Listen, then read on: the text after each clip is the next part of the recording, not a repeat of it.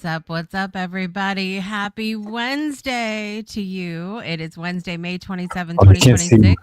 air guitar. Welcome in, everyone, to Beyond 2D.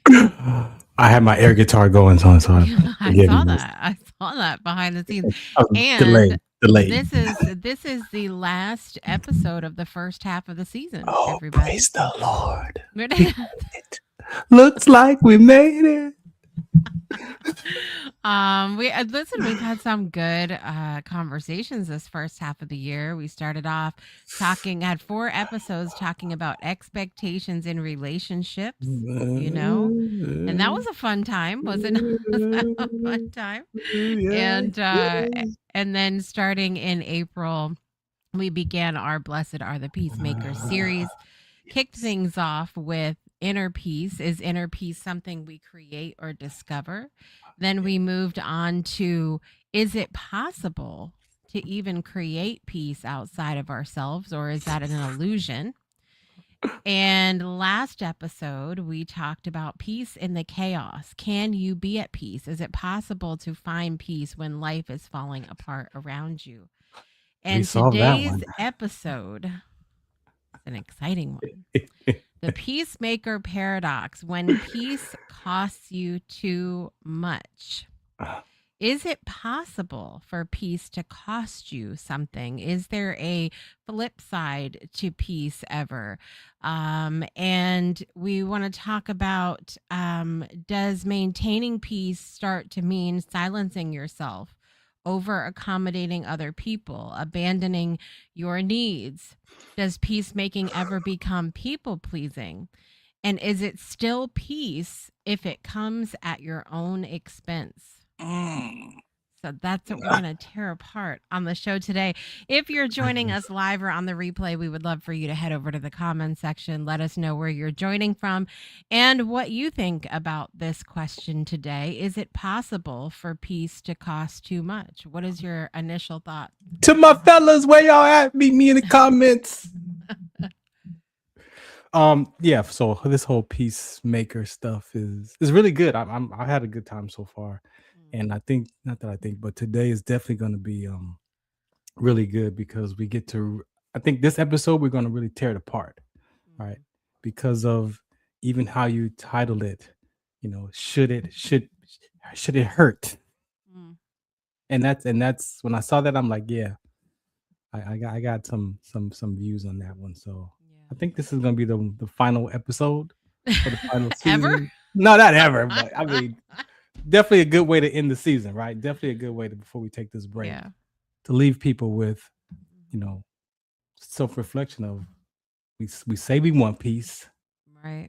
like we say that we want peace in the world, we want peace over here, but at what cost? Right. Well, and I think that this conversation, like so many, has to start with, and that's why we did this as the last episode in this series.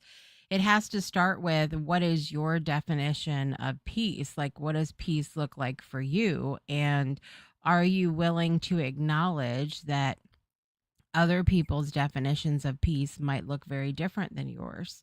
Yeah. Is a question too. I'll kick it off with something controversial Okay, as we let's go. start this topic. Let's Okay. go.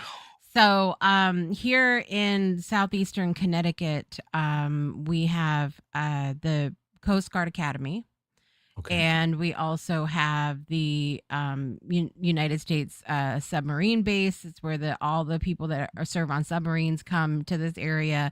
It's where my dad met my mom. The whole where Jessica came from. If it Anyway, is love, how does it feel this way? And then we have the main headquarters for Pfizer. We have General Dynamics. We have a lot of Hey, things in Pfizer's this. over there? Yeah, we have a lot in this one particular area, but Okay. needless to say, because of all of that's in this area, we have a lot of, big name people coming Mhm. through and all of Mhm. that. And at the United States Coast Guard Academy every year for the Coast Guard graduation, usually whoever is the sitting president comes and gives the commencement Okay. speech. And so this is actually the second time that President Trump came to which is about a mile from my house, by the way. Okay. Very Okay. interesting. Okay. And so he came and gave the commencement speech. It was sort of funny because he mentioned this restaurant that's down the street here called Mr. G's. And I Uh-oh. don't go there. But he was laughing about how it sounded like people say that people hang out there all the time, but he doesn't know about a place called Mr. G's. And it was kind of, anyway, it was funny. Mm. But there were obviously this is the Coast Guard graduation. This is the graduation ceremony that is meant to honor the incredible people that are graduating from the Coast Guard Academy. And there were streets and streets and streets lined with protesters because What? because He was in President town. Trump was going to be speaking, correct? Oh my And so goodness. my okay, so a lot of people are like, we have the right to protest. It was peaceful. Nobody was out of order, whatever else. And that's fine. So that's fine because that's their definition of peace. As long as they're behaving themselves, they're not getting arrested or whatever else, that is peaceful. Right. I'm over here like, can we not just make this about can we make this about the graduate? I don't know. So that and so that there's been comments made that if you don't protest something, if you don't cause a bit of Ruckus. ruckus, if you will, that is you being complacent and that you are giving then a pass to the person to behave a certain way. So there was a lot going on in the comments and everything on the social media and all of that about that when he came here. And so I just want to kick it off with something controversial because it ties into what we're talking about. You have to ask yourself, what is your definition of peace? And then this ruckus that you're causing, what's the outcome that you're looking for is the question for me. And so thoughts. So I guess I would just go right into the title, right? Mm-hmm. Peace shouldn't hurt you is what you put on the title, right? And so I want to share from the main word that stands out in that title is shouldn't. And if we really create some context around should and shouldn't in the should and shouldn't world, there's no peace in the should and shouldn't world. It shouldn't be like this. It shouldn't be like that's a whole debate in itself. That it shouldn't, or he shouldn't do it. We shouldn't do this. We should. So if you understand the should and shouldn't world, there is no peace in that context because it's opinions.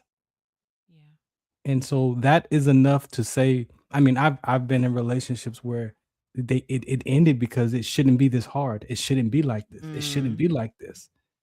You shouldn't have to do this. You shouldn't have to be like, well, you should do this or you should do that. And if you did this, then you should be this. And then this would be fine. It would all work out if you just should do it this way. Do you hear all the struggle in that? Do you hear all the pressure, all of that in that world of should and shouldn't? We convince ourselves that things are to have to be a certain way, whether that's watching, what somebody else has gone through or good, bad, or indifferent. We convince ourselves of a lot of things, and so there's that too. Yeah. So that world alone is enough to take humanity off the track because of my views of what it should and shouldn't look like. So I'm not even listening to what you have to say. I'm not even listening to what you get to bring to the table, your views and how you got to be who you are and talk and look at life the way you look at it, because it shouldn't be like that. You should be like this. Right. There's no peace. Right. Well, somebody, so Angelica's out here in the audience. Angelica!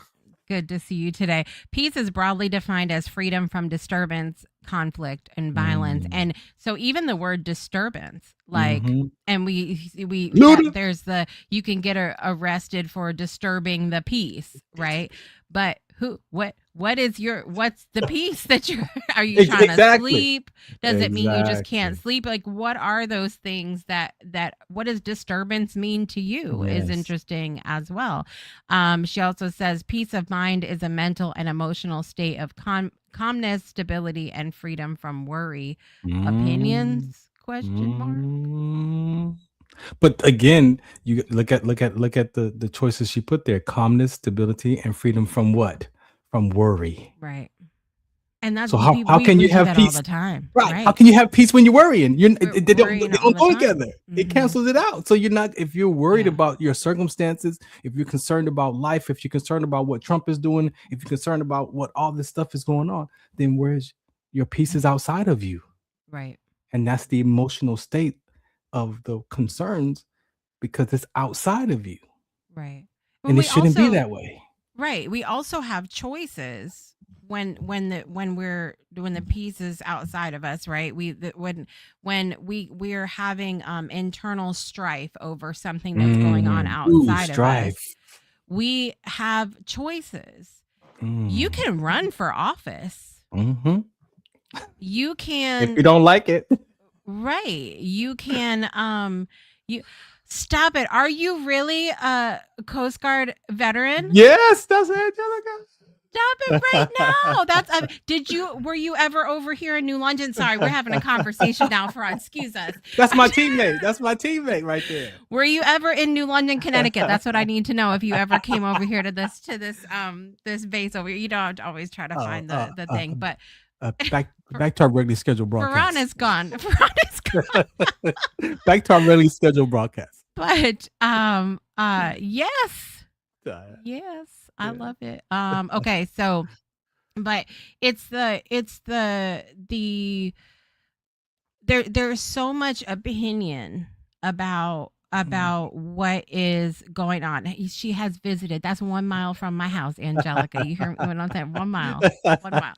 Um, in beautiful New London. Okay. Anyway, but we have choices. So with everything that's going on, we can go and we can show up and we can protest and we can do all these other things. But what is the goal? In Yeah. that what you're trying to do, and is there something that you could do that would be more um appropriate, beneficial, powerful? Like, is like, could you run for office? Could you use your buying power for certain Mm, things? Like, there's a mm. lot of different things that we can do when we find ourselves not at peace, but we have to look at there's always consequences to every choice that we make. But I want to dance with you right there for a second. Yeah. Can you pass me that? Because Yep. you said, what do we have to do? I go Yeah. back to who do we have to be Right. first? Right. When you look at outside the world and you see all the chaos and you see all the frustration and your body goes just crazy and the whatever that is or what you make it mean about you in that space right there, who do I get to be? Do I get to be Yeah. calm and patient? Or do I get to have some self-control? Do I get to be kind? Like what way do I get to be so that I can Mm, center myself back to okay, I know the world is going crazy. I know, I got views and opinions about this world, but right mhm, now, let me be, like you said, let me be patient or let me be calm so then I can see what can I do mm, if I want to, if this even important to me. right. So I think the way we have our show is that Beyond 2D is we can go to do and be and do. They go together, right? And sometimes you gotta look and see what you want to do. I want to run for office. Then you gotta look at, but do I have the confidence to run for office? Do I have Mm, the wherewithal? Like, do I have the mindset to run? Like? So there's no wrong direction, but I want people to walk away like just as much as you worry about what you got to do when you see this stuff. Self-reflect and see who you're being about that because you're being upset about that for a reason or why that upsets you. And it may be your voice, right? That may make you angry enough that you find your voice in that conversation to then go do something, but you don't want to go do it frustrated. right. You want to do it with calmness and peace and kindness. So when you show up in that political world and you want to run for office, you're going to show up different than everybody else because you're not Right. attacking the circumstances. You're attacking the conversation from a context that you can address personally or whatever that is. So I think they Yeah. go hand in hand. So where do you think we got off track? So I'm just like, this is obviously a very Ooh, nuanced, you wanna layered, ask me that? and well, off track as far as like, where did we go from believing that if that the only way to have our voice heard is to yell louder? Mm, It like where, and I'm not just and saying we as individuals, but as a society. I mean, maybe it's yes. always been that way. Maybe there's always been some element of war and strife and, arguing and all of that stuff, but like, and so like, I'm just thinking about this, like, there's so many people that are like, we need to get back to a time when. I don't know if there was ever a time No. when. No, there wasn't, because if you look back in history, there's always been some type of oppressor. There's always been some type of I don't wanna say that, like, I don't wanna just say oppressor, dictator. Like, look in Mhm. history, like, there's Yeah. all it's been in it's human nature though, right? And it's human nature because we don't wanna be controlled by another person naturally. Look at children when we're born, how they know how to say no from before they even could talk. That's like, "No," that's Mhm. like mine, it's like that rebellion is within us. Yeah. But it's not that it's a negative, it's that for me, it's we wanna be heard. Right. Human beings, we wanna be heard. This is why we're here. We wanna be heard. So we find the platform, and it's if I'm coming to be heard from a fracture, or we coming to be heard from a space of how do we educate and bring awareness. So we all have a voice in something, but it's what's driving that. And it's been a fracture for since the garden. Yep. We thank Adam. Yep. Yeah. Angelica said, parents yell when their kids don't hear them. It's that behavior that goes. And I was talking about this with my kids the other day about we were talking about spanking. Oh. And it's interesting because that conversation comes up often where I see a parent tell their kids don't hit and then they hit them. Yeah, yeah, yeah. Like, are we just going to doing the eye for the eye thing? Is that's the direction we're, because it's the same thing with yelling too. Yes. There's, don't yell. Well, Yeah. what did you just do there? And then adults repeat it to other adults. A lot of Yeah. times the behavior that we're seeing in children too, they're mimicking They're from mimicking. somewhere. It doesn't That's even it. have to be inside their household, but other adults that they see, whether it's TV or other parents, kids, Yes. friends, parents, or what have you. It's at the core of us. That's what I'm saying. It go back to win. Mm, Win. yeah. So to go back there, then we have to go back and for ourselves and get back to our own self peace, our own self love, self esteem, self worth, self value, self affirmations, because mine might be different than yours, and that's okay. So the shouldn't world hurt was a good one, Mm, because maybe some stuff doesn't hurt me the way it hurts you. So mm, should I be hurt how you hurt? Should I be hurt in the same way? Because it doesn't. I'm not concerned about the government system anymore because I found my freedom and peace in that conversation. But you want me to be upset with you because I shouldn't like him, I shouldn't like them, I shouldn't be like, come on, like. But I think it goes back to the belonging, though. I want you to agree with me. I want people. I want an agreement, so I don't feel like I'm the only one. Like I think mm, it's just so many layers to that conversation that. yeah. There really is. So I want to talk about a couple different points here. So the Okay. first is peacemaking versus or as it relates to people pleasing. Mm, People pleasing is often rooted in fear of conflict or rejection, while true peacemaking involves honesty, clarity, and mutual right. respect. And Right. so I think, again, sometimes there is a disconnect between the definitions of peace for people. Whereas I perceive, like, if you come to me and you calmly tell me the truth about something, I don't see that as disturbing my peace. I would rather Mm-mm. you be honest with me than Right. to be telling me a lie, you know.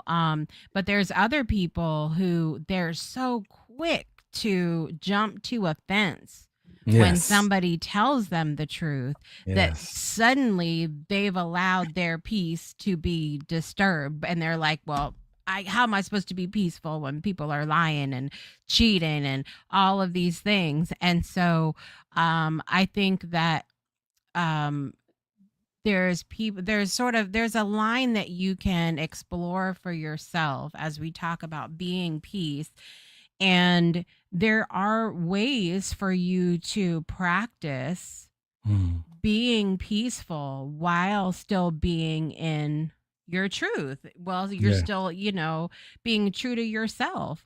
And so how do you, like, let's say someone is lying on you, Farron, and they are calling you all kinds of things and everything else. Like, how do you what are some of the things that have gone through your mind in the past in those moments where you're like, but, and you can start to feel it, we Yeah. can we can start to feel it rising up that we want to fight back. Like, how do you maintain your peace in that moment without also feeling like a doormat at the same time?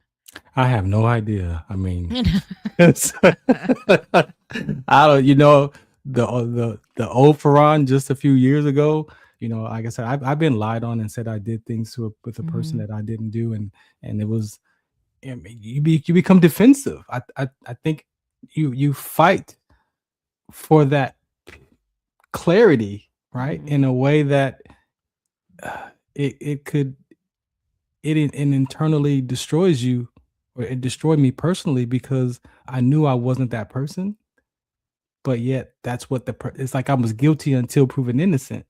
Mm. But it's like the people pleasing person will be like, okay, you know what? Yeah, just to be accepted. Hmm. Or you become the rebel, and then nobody likes you because now they don't know what to believe about you. I mean, it's such a difficult space to be in. And I honestly I don't know what I would I don't know what I did back then. I just accepted it. Mm. But because I knew it wasn't true, so I just accepted the fact that that's what she said, and that's what and then I just had to, like you said, the consequences of accepting as well, Right. right? So you can accept anything, right? But what I didn't do is I didn't go back and try to defend myself, Hmm. and be like, "Oh, she's lying," and all whatever. It's just like, I don't know, it's weird because in those moments, you don't know what you would do, Yeah. in those moments.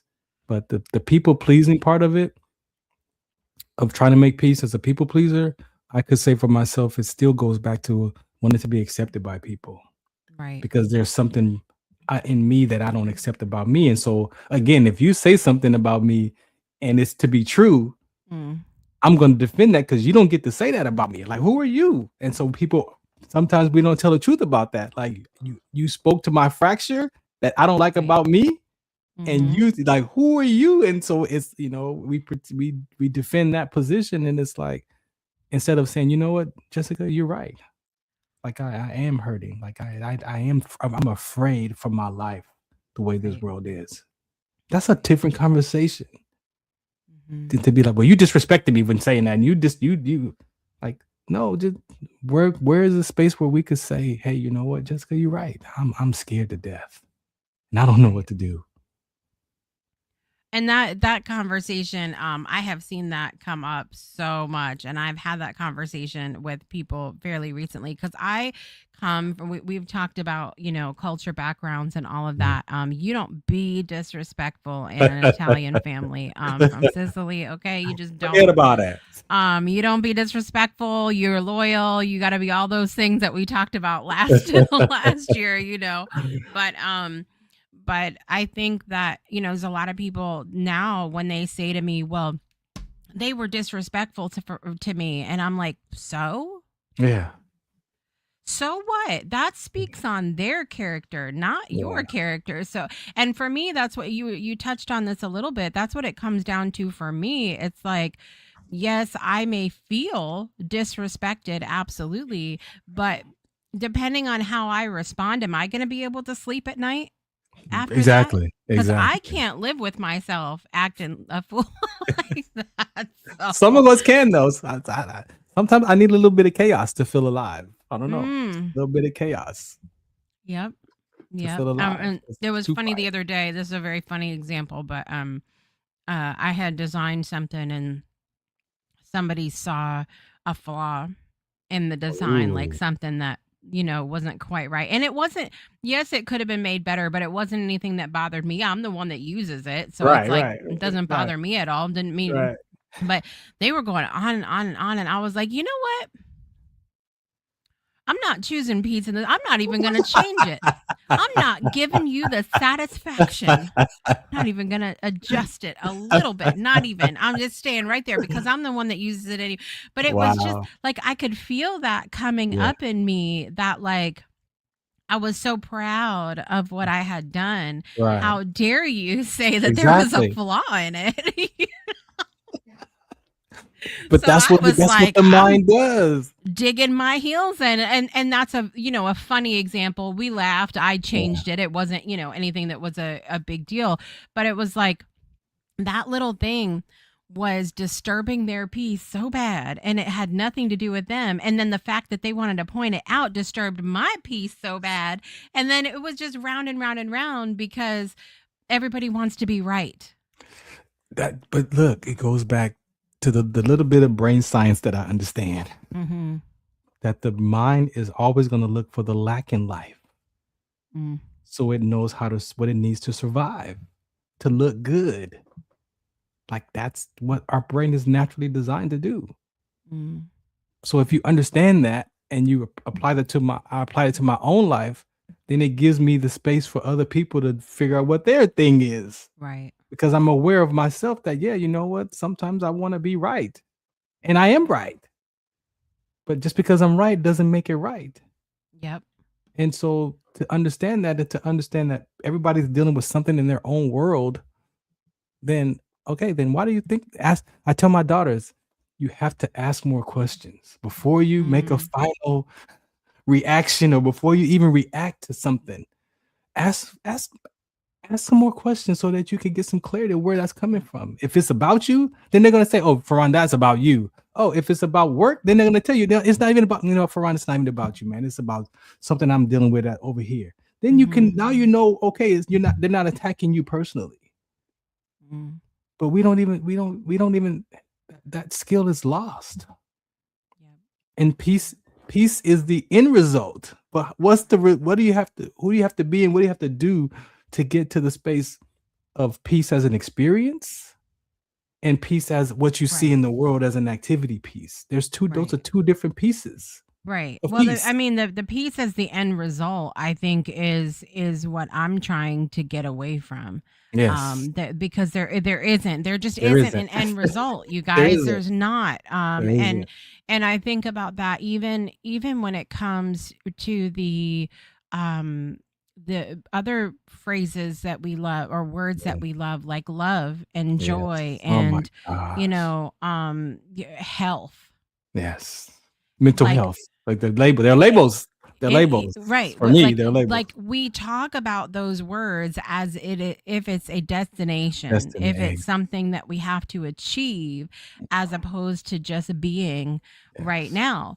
And I think before we go to break here, one of the biggest things for me, like I was saying, is a lot of people feel like if they maintain their peace, if they don't yell and say, but this is wrong and this isn't how it should be and we need to fight back and all these things, that somehow that choosing to not do that is Yeah. being complacent or dishonoring. And I go back to a conversation that I had with my friend Sherry's mom before she passed away. Mm. Sherry's mom marched with Dr. King, Mm. and I at the time when I had called Sherry, and her mom just happened to be there. I will never forget Wow. this conversation. There was a lot happening in the news with race relations and things like that that was front page news at the time. And I said to her, I said, you know, especially where we were living at the time, I was like, I don't know that I physically safe to take to the streets Right. right now, right? Right. And she said to me, I will never forget this. She said, Jessica, that's not everybody's role to play. Exactly. She's like, you discount how much peace and difference and love and joy and all of those things that you can make through your platform, through allowing people to have a voice, Exactly. through prayer, Yes. through sending good energy, through, having conversations that other people maybe are unwilling to have. She's like, not everybody is meant to cause a ruckus. But I will never ever forget that, because that was from somebody who, for back at that time was causing a ruckus by just showing up, and so it meant a lot to me. It reminded me of the power that we all have to making different choices is an act of peace. Yeah. But just choosing to be calm in the moment. And it struck me too, how calm she was in that conversation, despite everything that was going on in the world. Yeah.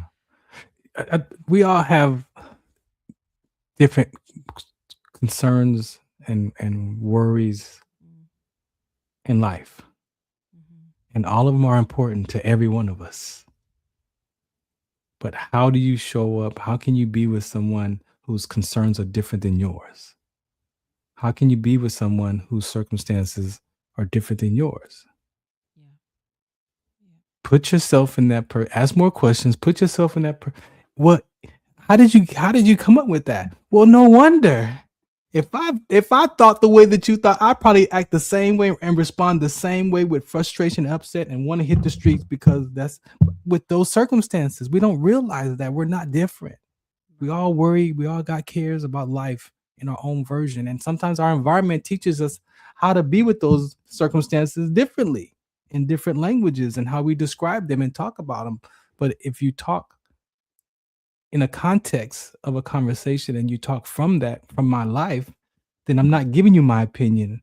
I'm not giving you somebody else's opinion. I'm giving you my views of what this is why I don't like the way the world is right now. Right. And those are my concerns. And there may be concerns from not just for me, but for my bloodline, right, for my grandson and granddaughters, of what is this world going to look like for them. But it's not wrong that I feel like that.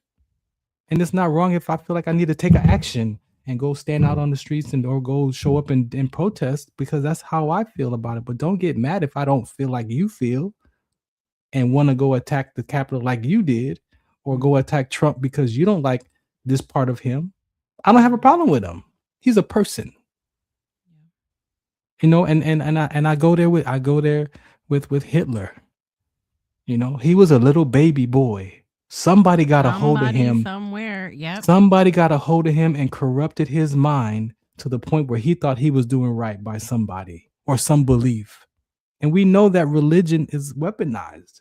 So even if you go back to the world's conversation, so much is connected to religion it's a war right there. So we have all these dynamics showing up. The government system this and the government system that, and then the religion, and it's like, man, well, there is no peace over here if I'm all the way out there with all that stuff. Right. Things to keep in mind. After we come back from the break, we're going to talk about one of Farron's favorite words in the whole dictionary. We're going to talk about you better not say it. You better not say it. The role of boundaries. Oh my God, I knew it. In peace. How could you? And we'll be right back. We'll be right back after this. Don't go. Listen, Farron's got to take a minute to breathe. We'll be right back after this. Boundary notes at?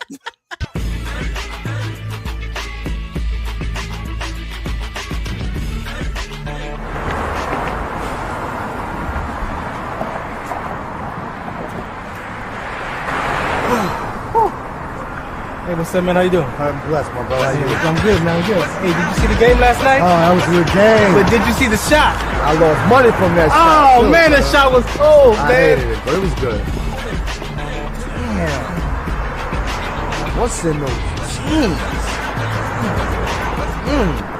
You really want to know? I do. Exhaustion, muscle spasms, asthmatic issues, unexpected sickle cell trait crises. Damn, are you serious? When I was young, I found out I had sickle cell trait. My mom's told me, but I ain't have no knowledge of it. But when I got older, I had a child, and the doctor told me my daughter has sickle cell trait.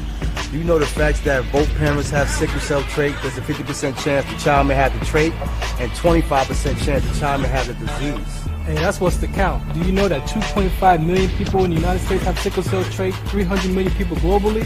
I didn't find out I had sickle cell trait until I was in the Army, 10 years. Next thing you know, I had a sickle cell trait exertion site. Sickle cell? I thought that was a black gene or something. Nah, man, the Latin community is number 2. 1 out of 36,000 babies are being born with sickle cell disease. You could be Caucasian, Mediterranean, European. You gotta know your bloodline, man. There is an inherited gene in our community that has been forgotten. The name is sickle cell trait. WDCONSCT, also known as What's the Count, is out to bring awareness, education, and prevention to people all over the globe. Want more information? Call us now at 323-215-5384 or visit www.wdconsct.org. wdconsct.org. Visit it and learn something. Thank you. Learn something. You made me go pull my notes out. We love it here. From season, whatever season that was. Whatever season that was. So listen, we're talking today about it's our final episode in our series about peacemaking, and we're talking today about if peace ever costs anything. Is there a downside to peace? And that's what we're exploring for ourselves here today. The question I was talking about before we went to break is if there are boundaries involved in real peace. And I know that Farron and I had a knockdown, drag out For real. about boundaries. But because I process that word a lot differently, I think, like we talked about during that series, for me, a boundary is simply a choice that we make. It's what we need to keep our peace sometimes, for me.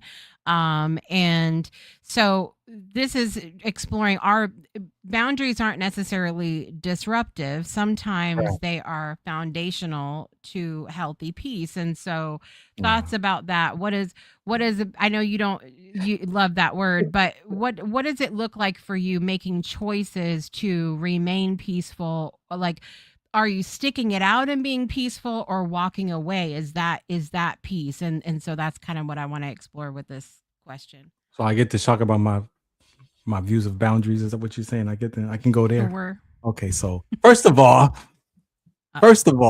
these boundaries that we talk about, for me, they show up in 2 different aspects of our life. There's boundaries of an activity, and then there's boundaries of an experience. And I believe what we really want to point to is the boundaries of the experience, because that's the emotional state that Angelica mentioned. There's a lot going on in our world, and we want to protect ourselves. We want to protect my peace. I want to protect my mind, my thoughts, all that stuff, which we're supposed to do, right?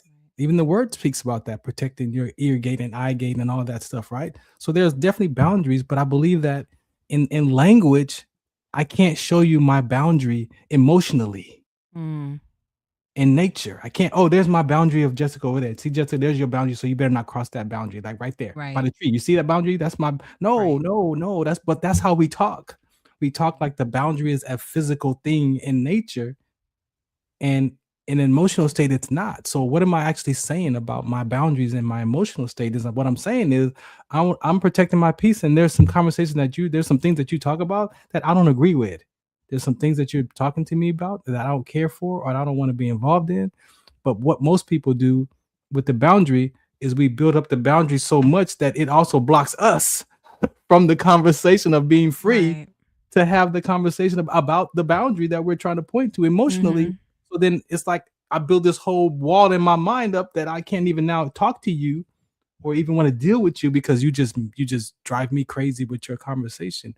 What I learned in our episode last season where I got my freedom was in the spiritual context, that I can then now have the confidence to tell someone, you know what, Jessica, I really love you. I appreciate you, but your behavior or your character or your personality or your body language, I can't, I love you, but I can't be around that. And this is me letting you know that I'm here for you, but I'll take your phone call. I'll still talk to you. But if I have the choice to be around you because you're going to act like that, then that's me saying I'm not going to be involved with you. And so I'm saying, what I'm saying is we have to tell that if you put that boundary up emotionally, tell the person that you're putting this up and explain why, what your reasons are why, and let that person might come back and say, you know what, Farron, I didn't even realize you saw me like that. Let's talk about it. I don't even mean to be that way with you. It's my own inner mind that's giving me this portraying of. So I believe that if you have that true conversation, the word that world uses right now, you ghosted me. We wonder why people use the word ghosted, but you don't realize that they ghosted you because this is how you act. Kevin Kiley sang how about you it. act. So if you're willing to have the space to tell the truth to yourself and be like, you know what, I love you and I'm choosing not to be, that's biblical peace that I found in our episode going through those sessions. Like, oh, there it is. So there is an emotional piece, but I could also be responsible for my boundaries and I'm not going to touch you with a 10-foot pole, or I wouldn't touch you. I wouldn't, I don't want to talk to her anymore because she just whatever. Like, no, you have no idea the person is even acting the way they are, that they might be willing to correct their behavior because you said, you know what, I don't want to be around you. Oh, I don't want to lose your friendship. I'm dealing with the front. Oh, well, then let's talk about it. Like, that's a different boundary. Well, and you have to know yourself too, I think, as part of that conversation. If you, like we talked about before, sometimes with being peaceful for yourself, you have to come at something after you've calmed down. Okay. And because we could really cause some damage, and I don't mean just physical damage. I'm talking about emotional damage, spiritual damage. We can cause a lot of damage to people, places, and things when we come at something not with, we've given ourselves a moment to breathe. And so it's important to know ourselves as well. If we're in a conversation where we start to feel our peace being disrupted, maybe we need to have a boundary and say, I'm going to need to step away till I can calm down, until, I don't think that there's any harm in that. And sometimes we don't give the space for that, for people to take a breather. I have had a lot of difficulty. I'll be straight up with you. In my life, I've had a lot of difficulty with that because I am a fixer. I want to solve it. I want to make it better. And so for me, it's like, if we're when we're letting time go by, I'm sitting here and I'm festering and my peace is being disturbed. And so I'm like, I want to fix it. Like, let's get it done. And so that's really hard for me, to let something be for a minute. But I also respect when people need to take that time to breathe, because ultimately I'm thankful for it, because maybe I'm not going to get hollered at now, in that situation. So I think it's like you're saying, it's important to communicate that though. And to say, if you're creating the boundaries, say, hey, this is what I have going on right now, and moving on. And obviously, full disclaimer, like we always talk about, if you are in a situation, there doesn't need to be communication. You get yourself out, period. End of story. You can always revisit stuff later if you feel the need to do that. But like I said, that episode truly blessed me because we put our life in our shows. We really and I was able to look at myself like, man, people like me for my behavior, my personality, my character, but not my body language. There could be one of those that the person may not like you. They might not like my behavior. They might not like but they love my everything else about me, but they don't want to be around my character. Like, and that's fine. But I have to be able to accept that. But I wish we tell our children the truth. Hey, everybody's not going to like you. Everybody's not going to be your friend. Everybody's not going to want to date you. Everybody's not going to want to love you. Everybody not want to talk to you. Like, everybody's not going to want to be that close to you that you think that they want from you. But we don't tell our children the truth about that. It's go be their friend, go play, go be like, yeah, we want that, but then we gotta also tell the truth. That's when that child experiences that emotional, like, hey, they didn't want to play with me. That child makes it mean about them. That's something we didn't explore in the Friendship Paradox film either. We didn't really talk about, like, we talked about not being prepared for friendship, but we didn't really talk about how we don't always prepare. We were not prepared, and maybe we don't prepare our children for that. When the relationship doesn't work out, or when somebody doesn't want to be their friend, maybe because it's a difficult conversation. We found ourselves in that recently because I really value friendships in my life. Like I really and I don't, that doesn't mean we have to talk every day or whatever, but for me, part of valuing a friendship is communication. It's having a conversation, it's answering back, even if it doesn't have to be immediately, but like, hey, answer back, whatever. But we've had a situation where one of my kids is friends with somebody, and my other daughter is friends with their sibling, and that other sibling doesn't care to communicate at all. And to have to really prioritize the relationship. And so it's hard, because they're too young to understand, why do they want to play with them but not me? And all of these big feelings come up, and it's like, I wish I could tell you, but you're such a good friend, and one day somebody's really gonna appreciate that about you, and don't worry so much about it. But it's hard because they're little; they don't understand. Yeah, they don't, and it's very difficult, and that's why I said at some point, adults need to be told the truth about that. Like, hey, you know what? Everybody ain't gonna be a friend, and it's okay. I forget that often.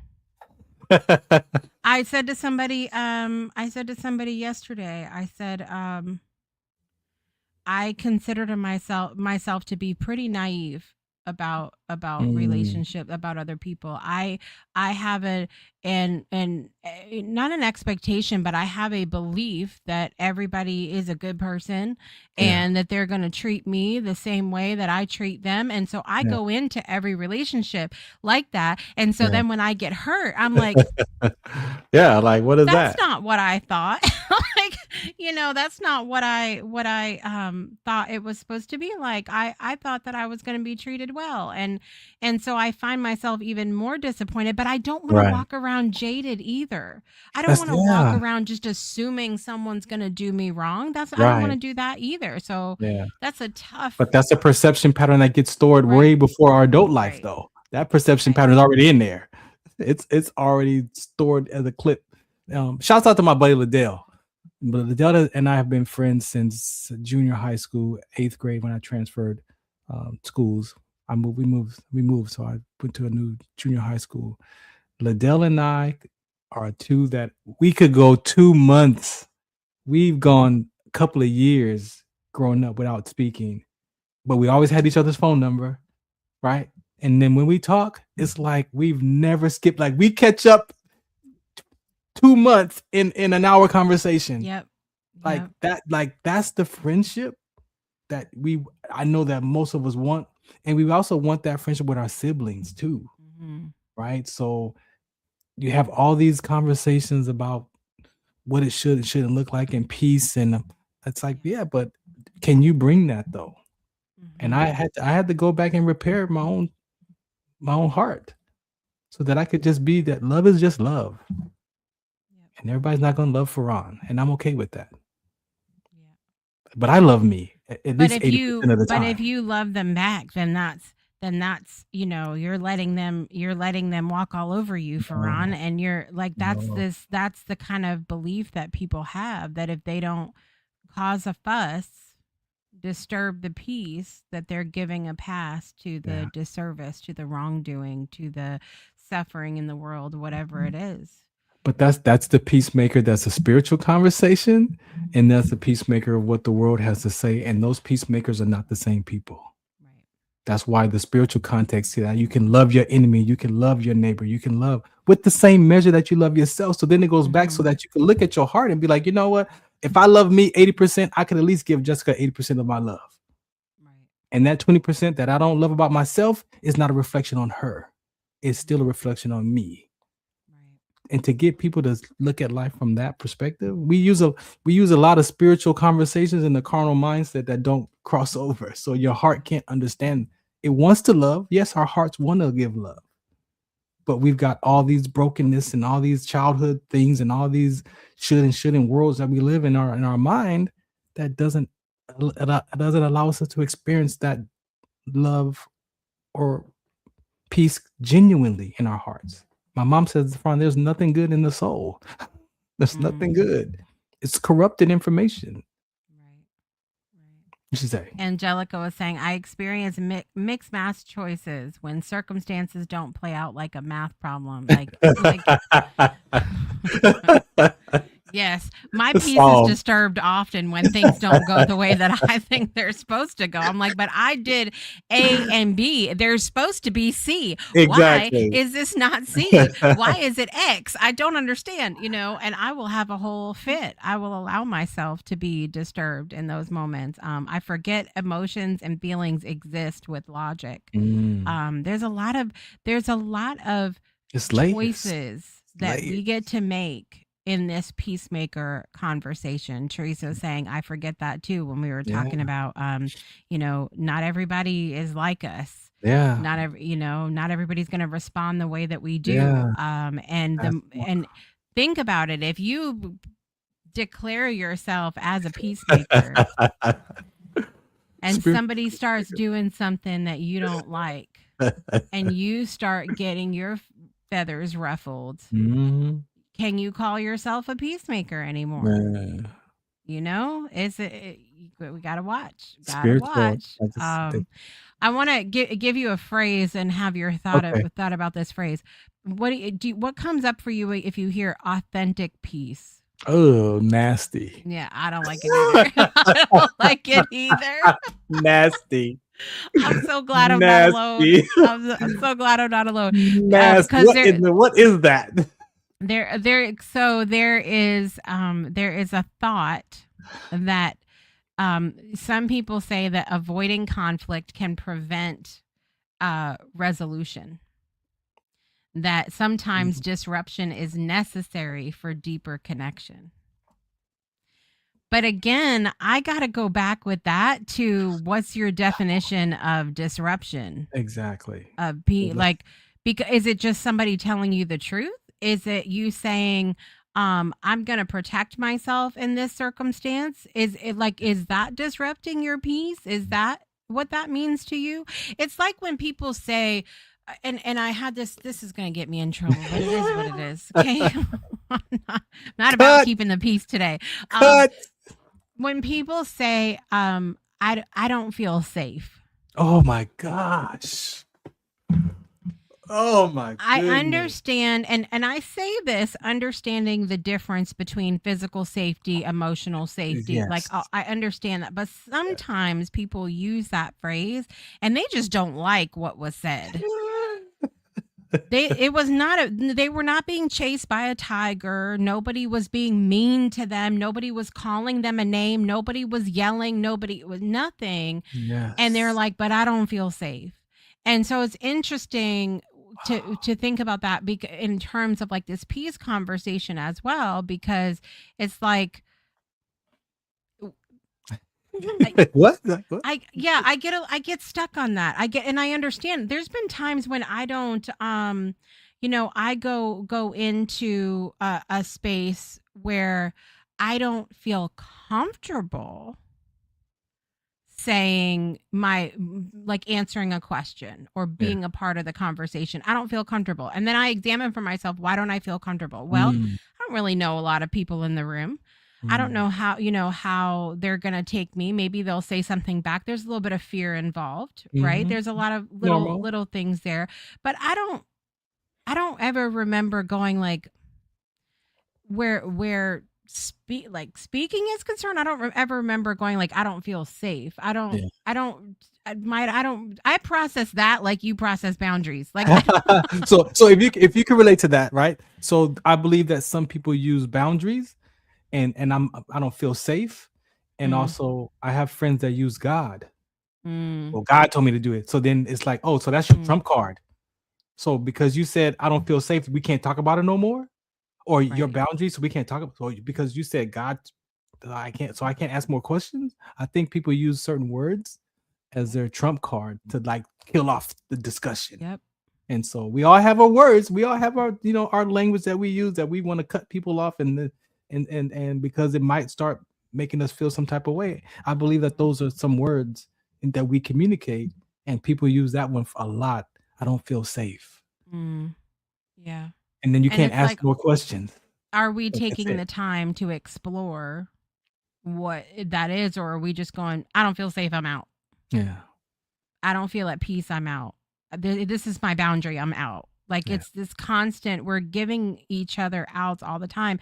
We were having a beautiful conversation on Project Joy this morning between Olivia and I, where we were talking about just the lack of space from a leadership perspective, that we don't give people a space. We don't give people space to share it, because we are quick with the response. We are quick to go, oh, misinformation, that's a lie. Yeah. That's a lie. Or why do you feel like that? And we get like something smells. That's the body language. What's that? The body language kicks what's- in, and that's that. The facial expressions. It's like, well, I'm not gonna say nothing. and imagine we do that to our children, and then we wonder why when they get older they don't want to talk to us no more. Yep. Mistakes were made.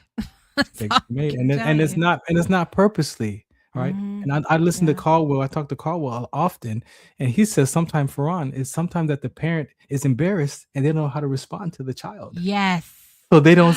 They just don't say nothing. They just like, what? I'm like, what? Really? He's like, yes. So sometimes the parent is just embarrassed and they don't know the answer, and it's like, and so the child is left with this gap. Yep. And what does the brain do? It fills in the blank for the child itself, or what it makes it mean about the child, and then now there's that fracture. Instead of just saying to her, you know what, little Johnny, I don't know. I'm embarrassed to tell you. I'm embarrassed to let you know that I don't even know the answer to that, son or daughter. We don't want to, because we have this expectation that, especially, this is good. Especially for those of us who may have felt disappointment from a parent. Thank you. Okay. We have felt disappointed from a parent. Then we go into being a parent going, I'm never going to disappoint I'm never going to disappoint them, because I don't want to be, because I will never do that. And then we have a moment where our child called us out on something, or we don't know something, or we feel like all of a sudden, whether we want to admit it or not, we are being washed over with, here we go. I've disappointed. I've done exactly what I said I wasn't going to do. And so, and then we act out, because now we're uncomfortable. Yes. And I'm calling myself out on, I've done it. I said, I'm not going to ever make them feel how I felt. Yes. At different times. And then I realize I've done wrong, and and then now I'm going to dig my heels in, and I'm going to dig my heels in and be like, but no, because I was supposed to know. I was supposed to guide them. I was supposed to have all the answers. And here I am being the disappointment I said I wasn't going to be. Jessica, can I share my testimony before we get off this episode? Yes. I want you to know where I've been. I want to say hi to Jenny really quick. Jenny, it's good to see you. You this is why I love our show. You talk about disappointment, right? Yep. I've the last 16 years of my whole mental health, and six of those 16 years I've been in church and just trying to unravel my mind. Last Monday night, I had a conversation with myself. And I'm gonna credit Angelica. She took one of the courses, and she called me on Monday and was like, "Hey, do you remember this part of the education?" And I'm like, I took that class twice, but tell me what you love. Give me, tell me what you got." And so she explained that there's a command that we make as a child early on. That it for me, I heard it as it's like we have identity crisis, but this is the one that's behind the identity crisis that drives the identity to be the person the way that we are. So when she gave me that message and she showed me, and I was like, okay, so I live my life in 4 phases in one. So my spirit being, my first mind, my second mind, and my subconscious mind is the third mind, right? So imagine this is Monday morning. I'm hang up with her, and all day Monday, my middle mind is meditating on what she said about the act and the command. My first mind is free. I'm having a great day. I'm just doing work. I got all this stuff going on. Like I'm just focused. But I could hear my middle mind searching to discover what my act was, because I remember it was connected to I'm not good enough. I'm not worth it. So I know I was like, yeah, I remember that, but it was connected to that's my basis of my subconscious mind. I'm not good enough. I'm not worth it. So I'm going about my day. Everything's great. Have a great day. My subconscious mind is quiet. Like there's nothing going on. But my middle mind is like, yeah, we're looking and we're searching. We're looking at the scriptures. We're looking at the classes. We're looking at Caldwell. Like I'm looking at everything. Like my middle mind is just working, meditating. So I'm like, okay, what am I going to get for dinner tonight? So I'm like, I'm going to go to King Taco. I'm going to drive my Z because I want to drive fast, bump my music. So I jump in the car, boom, speed to King Taco, boom, speed back home, come home, turn up Netflix. I'm watching TV, eating dinner. And all of a sudden, my heart starts racing. I mean, beating fast, like out of my chest. And I feel my anxiety in my knees. Like, man, like, and I'm watching TV. I'm watching, like, I'm good. But all of a sudden, I feel this anxiety come upon me and my heart starts racing. And I'm like, man, why do I feel? Did I take my blood pressure pills last night? Like, what is going on with me? And as I'm watching TV, my middle mind says, oh, let's go back to Genesis. Is it shame, embarrassment, or disappointment? Because I know it's connected to I'm not good enough, I'm not worth it. So as my middle mind is going to, is it shame? No, it's not shame. Is it embarrassment? No, it's not embarrassment. Is it disappointment? Ah, yes, it's disappointment. The 2-year-old decision that I made about my mom and my grandmother, between them two, was I was unsafe and lost in relationships with my mom at 2 years old with barely any language. During this last month, I discovered that, and I was free from that in my own mind. Like, oh yeah, that was a made up story. I wasn't lost. My mom she was there. That was a beautiful story. So the story has been transformed in my heart, right? In my mind. But now with that message, with that tool that Angelica gave me, there was another piece. And as I'm sitting there, my body's going crazy. All of a sudden, my subconscious mind says, no. Who are we going to be if we're not good enough? Who are we going to be if we're not worth it? No. And my middle mind's like, yes, there it is. It's the disappointment. It's I told myself at 2 years old that I am never, ever, ever going to feel that disappointment at all costs. But a mind of a child, I was 2. So as I'm discovering that in my middle mind, my subconscious mind is like, no. Well, hold on. No. And so I'm like, so now my first mind is like, I feel the anxiety. My heart is racing. I learned, Farron, we have feelings and emotions. We don't have to become them. So my first mind says, let me just be with my emotions because my body's going crazy. So I turned the TV off and I said, okay, I'm just going to be with my anxiety. I'm going to let it go because I know how I feel. I let my anxiety go and I start crying. And I'm crying worse than when I was told my dad passed away. Like I'm crying like profusely, like just unstoppable, crying. And I can't stop and I'm crying. My middle mind is like, yes, we found it. We got it. There it is. We're good because I'm using the word and all the stuff that I learned in my heart. I'm like, yes, we're good. That's it. It was the disappointment.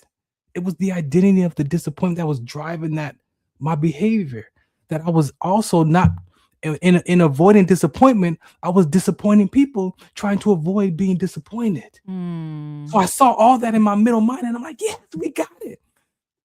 Now my subconscious mind is just hollering. It's loud, just hollering, no, no, no, no, no, no, no. My first mind says, okay, Farron, you got to get a hold of yourself, because I'm crying. And I could see myself looking down on myself in the room. Like I could see myself going through this episode. And I'm like, okay, I gotta get a hold of myself, because I'm crying. Like I can't stop. So I said, okay, Farron, you got to stop crying. My subconscious mind, Jessica, my subconscious mind said, the only way you're going to stop crying is if you take your life. And my middle mind says, why would we do that? No, that is not an option, my guy. We got stuff to do. We got the word. We got basketball stuff. We got all this purpose and passions in life. We're not doing that. And my subconscious mind, Jessica, it went silent. Like that. It went silent. So I stopped crying. My first mind, I stopped crying. I'm like, I calmed down. I'm like, I got to call somebody. I call Caldwell. Because I had Caldwell's listening skills. I know this dude can listen. Love Caldwell. We love Caldwell. I called Caldwell, like, Caldwell. I call, and I'm crying. He's like, are you okay? I'm like, Caldwell, man, I don't know. Something's going on in my mind, man. I'm like, this is what I've discovered. This is what I'm dealing with, blah, blah, blah. He's like, Farron, you are in the middle of a spiritual battle. Like, that is what your heart, like, you're in a battle in your mind right now. So he listens, he talks to me, gives me some antidotes. I'm like, okay, Caldwell, I gotta go. I gotta call somebody from church. So I grab my phone again. I'm looking, I'm like, who am I gonna call? I'm gonna call Pastor. If I call Pastor, he didn't answer. Oh, I'm gonna call Pastor Larry. Pastor Larry, he didn't answer. Oh, I'm gonna call my mom. I call my mom, she didn't answer. Now this is like 10 o'clock at night. This is like almost 10:30. I call another prophet from church. He didn't answer. So I'm like, oh, Prophet Samuel. He sent me a text. I'll call him. He's in Louisiana. Prophet Samuel. He answers in 2 rings. I'm like, Prophet Samuel. He's like, hey, my brother, what's going on? I'm like, Prophet Samuel, I need to tell you something. This is what I'm dealing with. So I go to 2 Timothy and I read that passage. And then I tell him what I just experienced. He's like, brother, you just ministered to me. He's like, my 2-year-old self is blocked. He's like, man, I could connect. I could relate to you. So my point is, Jessica,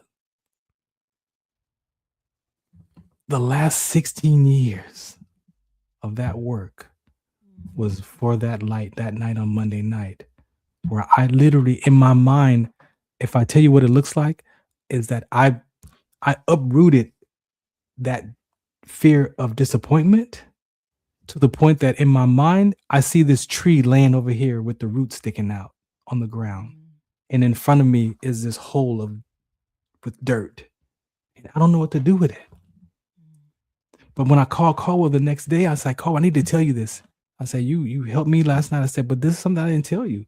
I said, this is what my mind said to me, Caldwell. My mind told me that if only way to stop crying was to complete myself. He says, Farron, do you know that how many people don't have those tools? They don't have church. They don't have some kind of education that their middle mind allows them to just agree with the subconscious mind and be done. I'm like, Caldwell, don't tell me that I was at the point of life like that. He's like, yeah, there's people that don't have. This is why these conversations are important, Farron. This is why these educations are important. This is why mental health is important. This is why cognitive behavior. This is why personal development. This is why the word.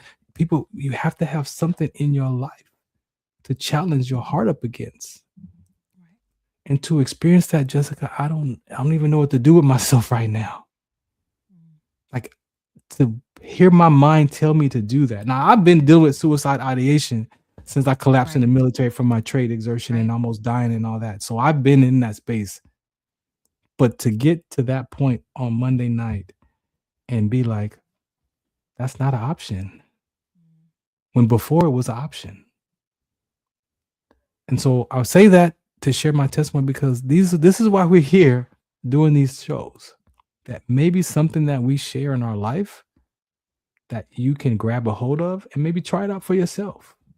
I believe today with AI and all this stuff that's going on, we need to have something that tests our reality.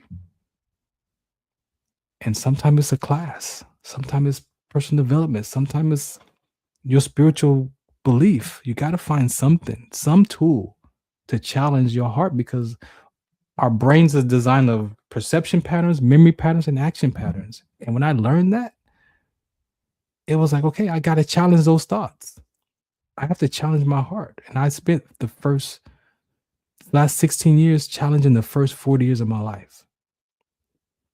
And doing this show with you, how many years is this now? Is this 3 years now almost? Like, we've been doing this for 3 years. Almost 4 years.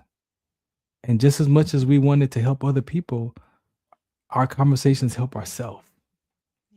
And I just want people to understand that. Like, you don't got to do anything, but you got to find something for yourself that you believe outside of your own mind, because our own mind plays tricks on. We know this stuff.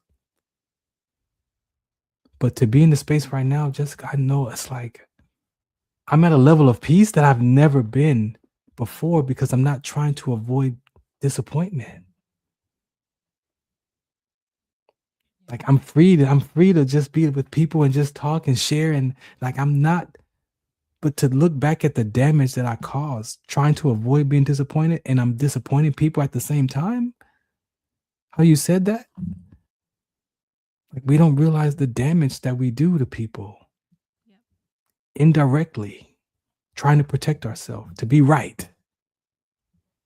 Yeah. That my opinion is so right that I don't care how you feel. But also, we got to understand that no one should have that much power to control your disrespect, to control how you feel about yourself. No one should have that much power either. That's what you were talking about as far as the people pleasing. Mm-hmm. Sometimes we want to please people to be accepted so much that we lose ourselves. And then we're hurting. But we want to be accepted. And so I thank you. Your platform, your conversation. This is the video that I wanted to put with you that I couldn't language it. But your platform, what you've done with people, how you speak from your life, how we get to tell the truth and the truth.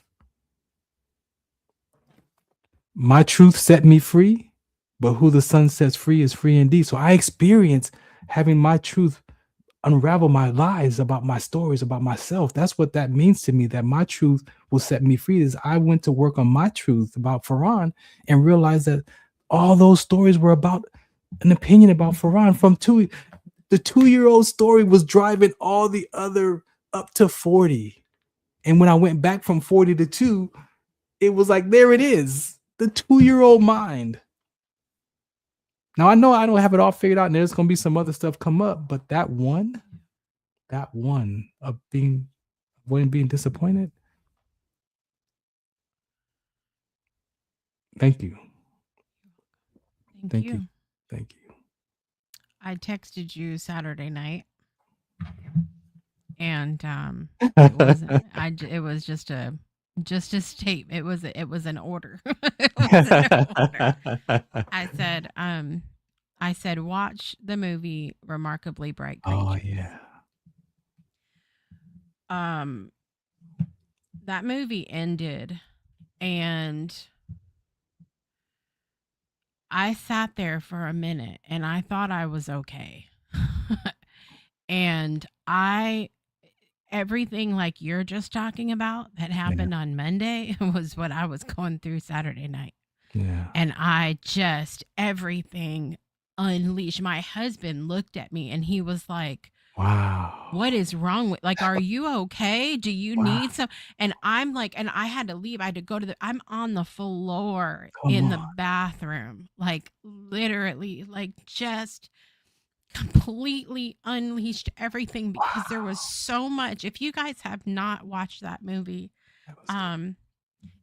I know that the premise sounds silly. It talks about from the perspective of an octopus, but you'll get it You'll get it.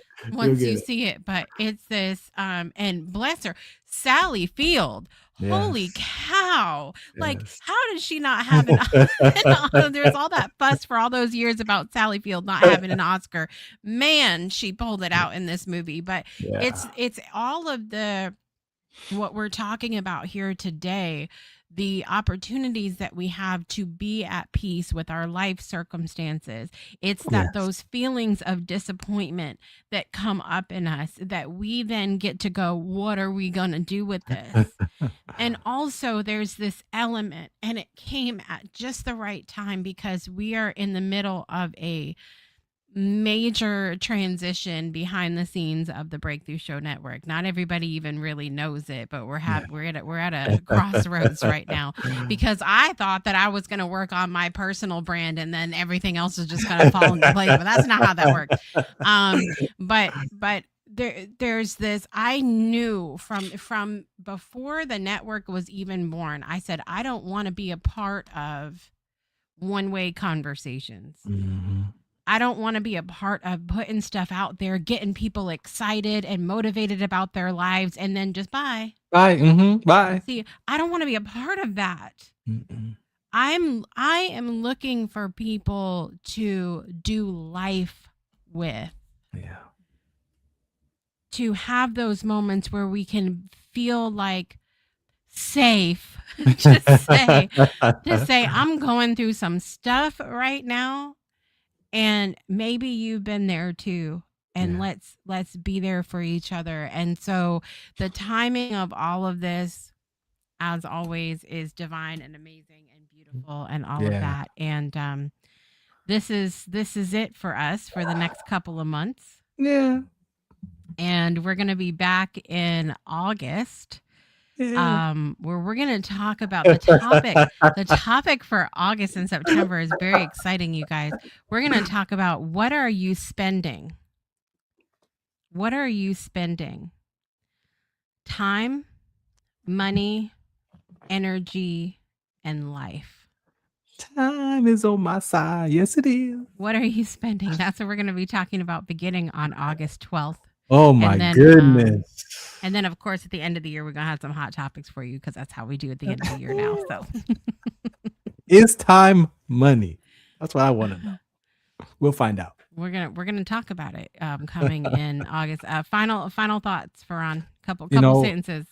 Yeah, no, thank you again. I really appreciate you. You are nothing less than a blessing, because this is the show of all the shows that I get to do where I get to be Farron.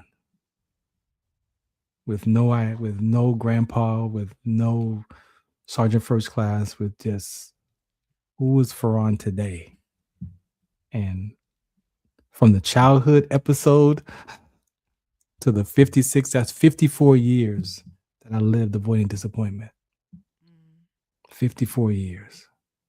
And to experience in that level of life being peace, that's you got to be willing to do the work. You just got to be willing to do the work. And we pray that this show encourages people to do the work. Self-examination. There it is. It is possible for you to shift from a place where you have felt powerless, where you have felt unheard, to being grounded in expression without swinging to the opposite side of things. You don't have to sacrifice your peace to live truly, in the moment of who you are. And I invite everybody, as we have our couple months of break, to over the break, practice the pause, as they say. Take a breath. Surround yourself with people that you can call at 10:30 at night and say, I am going through it.